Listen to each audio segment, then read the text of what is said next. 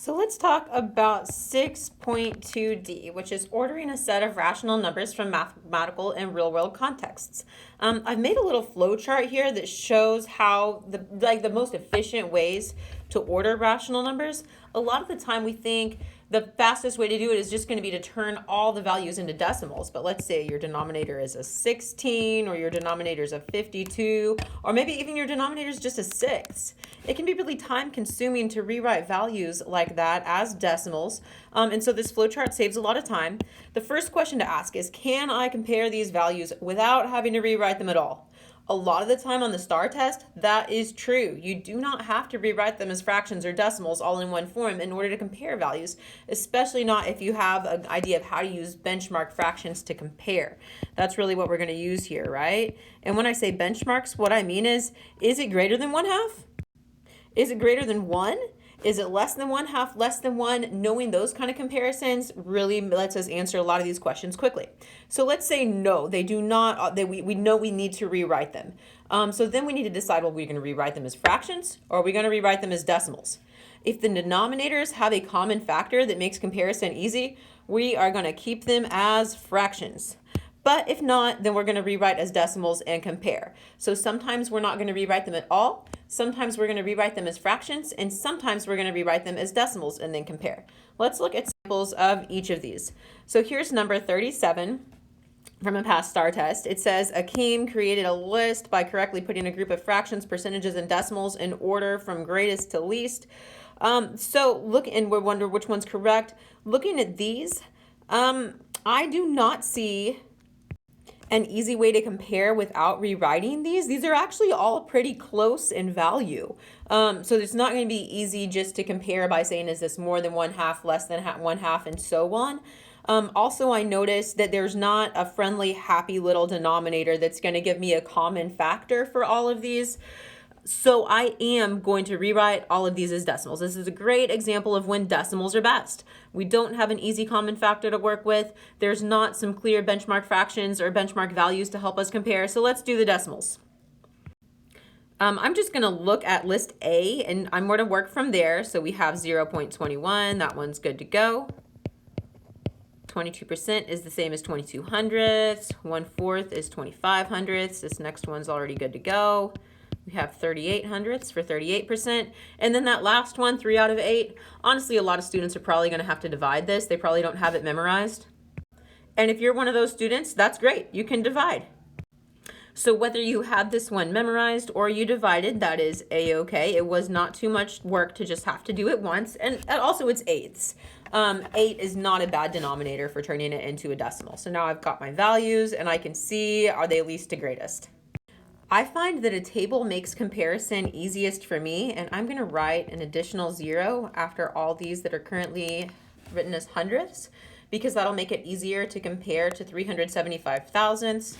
All right, so now it's easy to compare. If I'm going from least to greatest, I can see I have my least here. This is first in the list, second, third, fourth, and then 3/8 should be next, followed by 38%.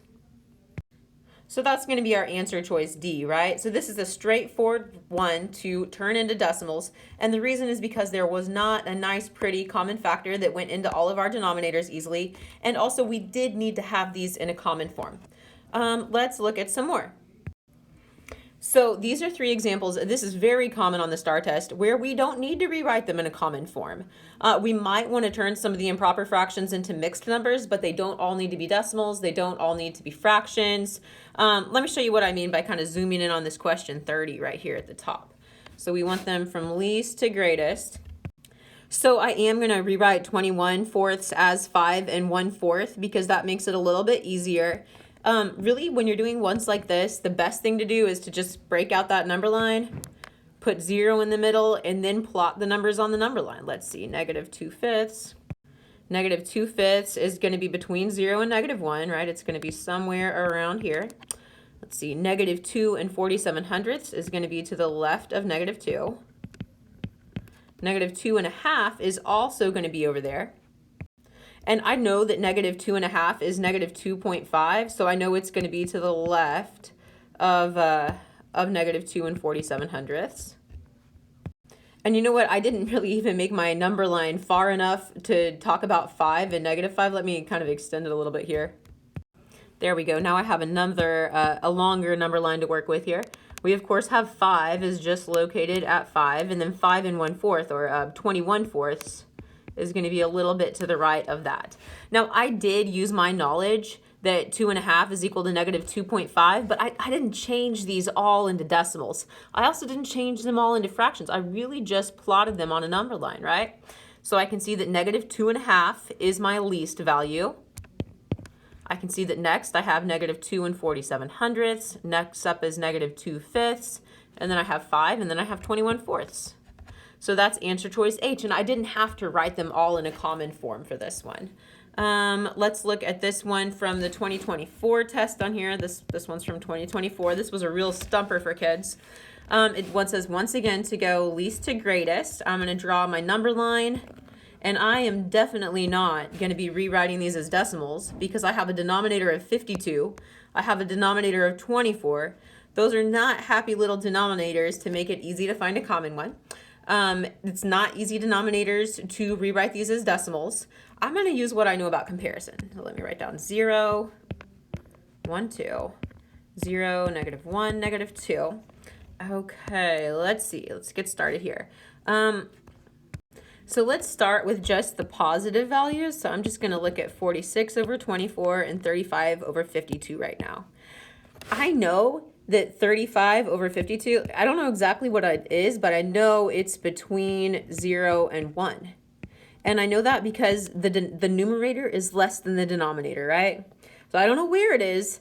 I guess it's a little closer to 1 because 35 times 2 would be 70, right?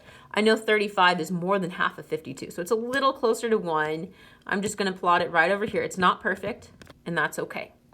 Now 46 over 24, that's greater than 1, right?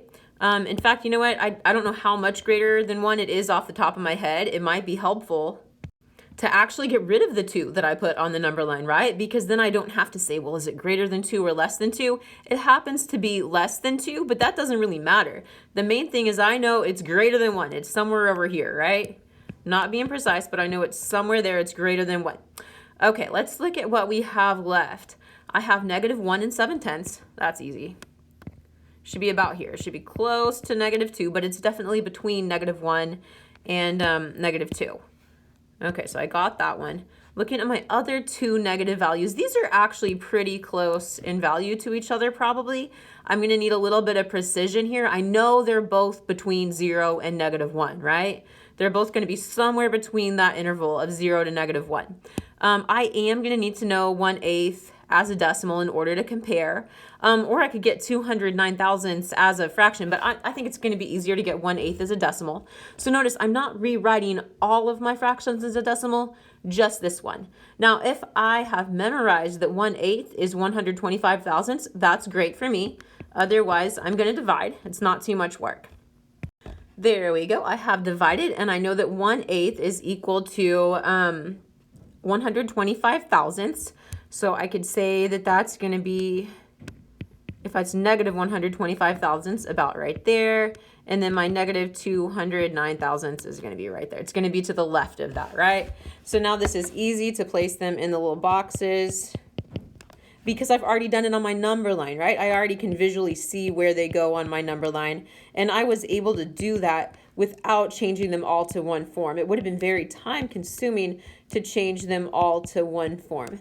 Now, we're not going to do this last example, but there's a lot, I just want to illustrate, there's a lot of questions on the STAR test where you can use this strategy. They don't all have to be decimals. They don't all have to be fractions.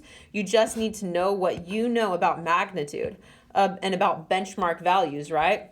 Is it between 1 and 2? Is it between 0 and 1? Use what you know about where values belong on the number line to answer these questions. It'll save you a lot of time. Okay, last of all, let's look at when you want to keep values as fractions or when you want to use a common denominator. This is a perfect example. It would be so hard to turn these all into decimals. We have a denominator of 32, a denominator of 16. Not fun at all to turn these into decimals. However, these denominators do have an easy common factor. They're all divisible by 2, and they're all factors of 32, right? All of these numbers go into 32, so this is going to be easy. I'm just going to rewrite them all. I just need a little bit of space. Okay, let's get busy. 16 times 2 is 32, so I'm going to do the same to the numerator. Let's see, 2 times 16 is 32, so I'll do the same to the numerator. 8 times 4 is 32. All right, so I have rewritten all of these values with a common denominator of 32. 2 of them I didn't even have to rewrite. Let me just write the new numerator above them all. Okay, so I didn't write the entire fraction above them. I just wrote what their new numerator would be if we were comparing them out of 32 with a common denominator of 32. We want it from least to greatest. So that means that 9/32 should be first in my list. And then next should be 5/16. Let's check them off as we go. Next should be 3/8. Next should be 7/16. Next should be 15/32. And then last of all, I should have 1/2. There we go. So now I'm just looking for the one that matches this list. And it's answer choice J. So this is one that, because the denominators were all factors of 32, this made it very easy to keep them all as fractions. I just needed to use equivalent fractions. So just a quick review. When it's easy to compare the values without having to rewrite them all, that's what I need to do. I should just go ahead and compare. It's probably best most of the time to use a number line. If the denominators have a common factor that makes comparison easy, go for it. That's what we're going to do. We're going to rewrite the fractions and then we're going to compare. And if neither of these things are true, then we're going to rewrite them as decimals and we're going to compare.